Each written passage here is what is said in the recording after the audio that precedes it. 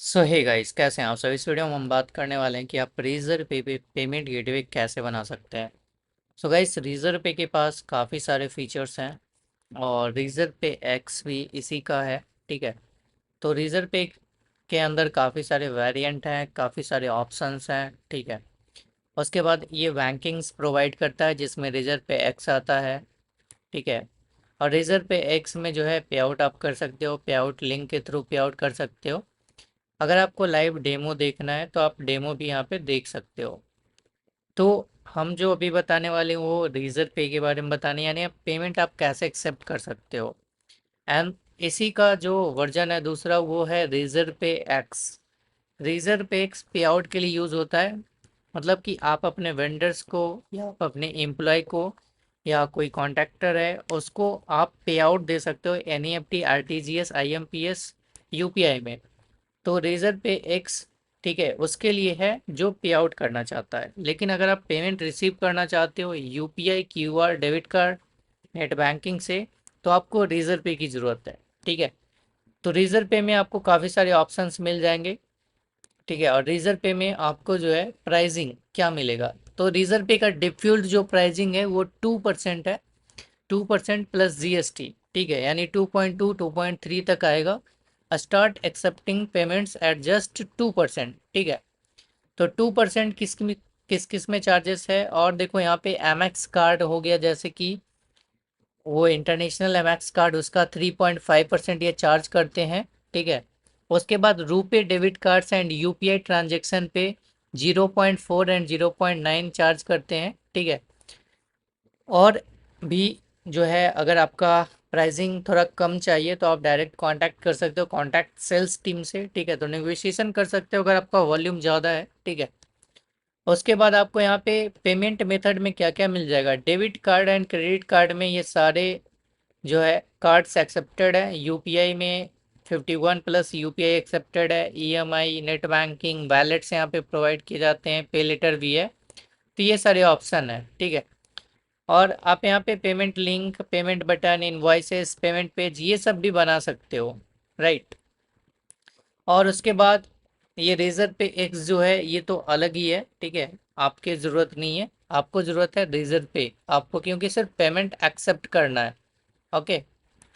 तो अगर आप चाहते हो कि हमें जो है पेमेंट गेटवे चाहिए तो सिंपली से यहाँ पे साइन अप के ऑप्शन पे क्लिक कर सकते हो, या हमारा एक नीचे दिए गए लिंक है उस लिंक पे क्लिक करके साइन अप कर सकते हो। सो वहाँ से अगर आप क्लिक करते हो तो आपका जो है फास्ट प्रोसेस किया जाएगा आपका पेमेंट गेटवे। तो चलिए सबसे पहले साइन अप करेंगे। अगर साइन अप पे आप क्लिक कर दोगे, ठीक है, तो आपसे मेल आईडी, मोबाइल नंबर, ये सब मांगा जाएगा। राइट। तो वो डालने के बाद मेल आईडी डालोगे आप तो ओटीपी आएगा, मोबाइल नंबर डालोगे तो ओटीपी आएगा। उसके बाद आपसे पूछा जाएगा कि आपका नाम क्या है। तो आपको अपना नाम यहाँ पे एंटर कर देना है, जो भी आपका नाम है। ठीक है। तो यहाँ पे आपको अपना नाम यहाँ पे एंटर कर देना। चलिए यहाँ पे नाम डाल देते हैं। सो नाम डालने के बाद आपके पास ऑप्शन आएगा, क्या आप पहली बार जो है पेमेंट गेटवे सेटअप कर रहे हो या फिर पहले भी कर चुके हो। तो हमने पहली बार सेटअप कर रहा हूँ तो आपको करना है no, it's my first time setupping payment gateway. ठीक है। अब जैसा कि आपने यूज़ किया है हमारा पेमेंट, हमारा जो है पार्टनर लिंक, अगर आप यूज़ करोगे तो इस टाइप का ऑप्शन आएगा, Anant we would like to access your KYC for Razorpay. यानी हम आपका जो है केवाईसी करेंगे, आप हमें अपना सारा डॉक्यूमेंट सेंड कर सकते हो और आपका सारा जो है केवाईसी हम करके देंगे। ठीक है। अब इससे होगा क्या, आपका एक तो फास्ट प्रोसेस होगा एंड जल्दी जो है आपका पेमेंट गेटवे एक्टिवेट हो जाएगा। Why should I allow to partner to perform KYC. Partner को क्यों केवाईसी परफॉर्म करने के लिए दिया जाता है, क्योंकि क्यों ऑनबोर्डिंग हम करते हैं, टाइम एंड एफर्ट्स आपका बच जाएगा, क्योंकि आपको प्रॉपर नॉलेज नहीं होगा कि क्या करना है, कैसे करना है, एंड एक मिस्टेक आपका जो है पेमेंट गेटवे रिजेक्ट हो जाएगा। तो यहाँ पे आपको अप्रूव रिक्वेस्ट पे क्लिक करना है। जैसे आप अप्रूव रिक्वेस्ट पे क्लिक करोगे हमारे पास एक्सेस आ जाएगा और हम आपका केवाईसी कर सकते हैं। तो अब पूछ रहा है कि आप जो है पेमेंट गेटवे किस चीज़ के लिए यूज़ करोगे, वेबसाइट से पेमेंट लेना है या फिर व्हाट्सएप और ईमेल से पेमेंट लेना है या सोशल मीडिया से लेना है या फिर क्यूआर कोड और स्वाइप मशीन के थ्रू पेमेंट लेना है। तो आपको ये सेलेक्ट कर लेना है। सेलेक्ट करने के बाद कंटिन्यू के ऑप्शन पे आपको क्लिक कर देना है। तो जैसे आप कंटिन्यू का ऑप्शन पे क्लिक करोगे आपका जो एप्लीकेशन प्रोसेस हो जाएगा एंड यहाँ पे पूछेगा आपका वेबसाइट डिटेल्स। अगर आपके पास वेबसाइट है तो अपना वेबसाइट डिटेल्स यहाँ पे डालना है, उसके बाद कंटिन्यू का ऑप्शन पे क्लिक करना है। चलिए वेबसाइट डिटेल्स डाल के कंटिन्यू का ऑप्शन पे क्लिक करते हैं। सो वेबसाइट डालने के बाद आपसे पूछा जाएगा कि आपका जो बिजनेस इंडिविजुअल है, प्रोप्राइटरशिप है, पार्टनरशिप है या प्राइवेट लिमिटेड है।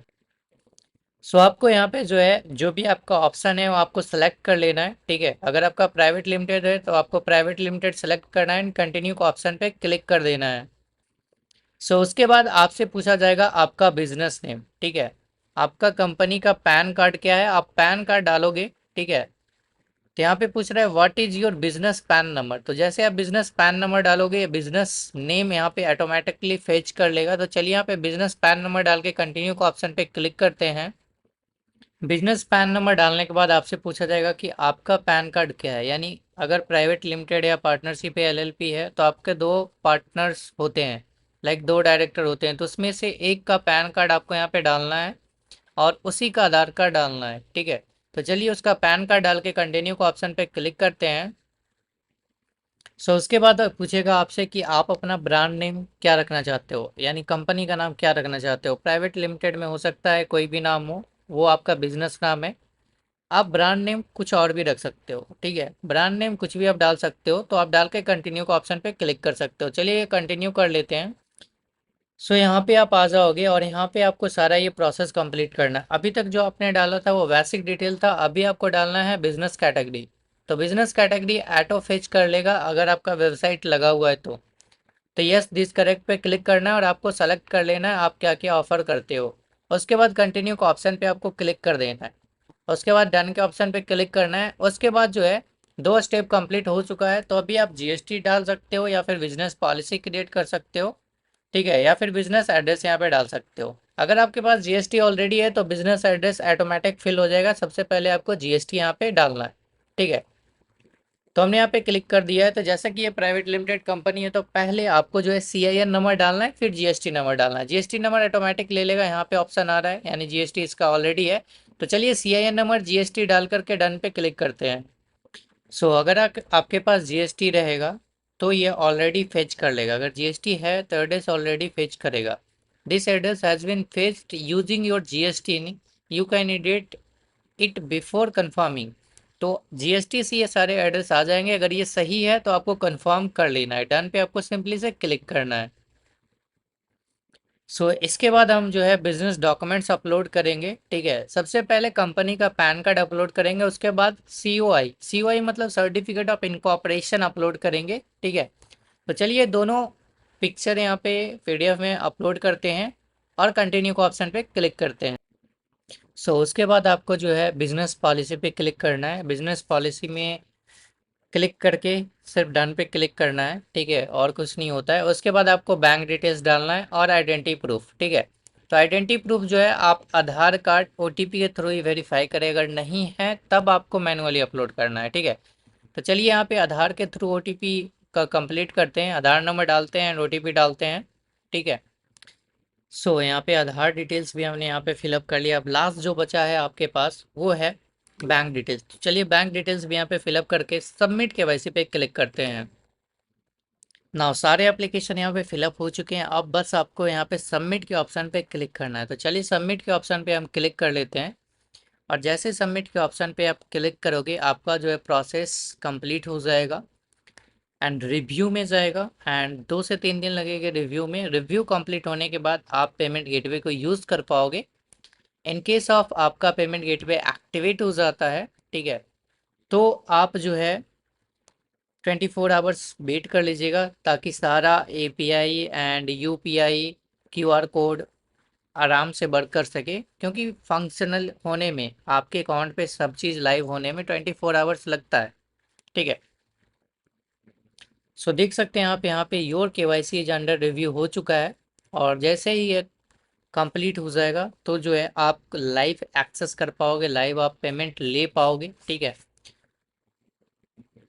और मे बी आपके जो है अकाउंट्स में ऐसा भी इशू आ सकता है कि बिजनेस नॉट सपोर्टेड है, आपका बिजनेस सपोर्ट नहीं कर रहा है, आपका बिजनेस सपोर्ट होने के बाद भी वो सपोर्टेड नहीं बता रहा हो।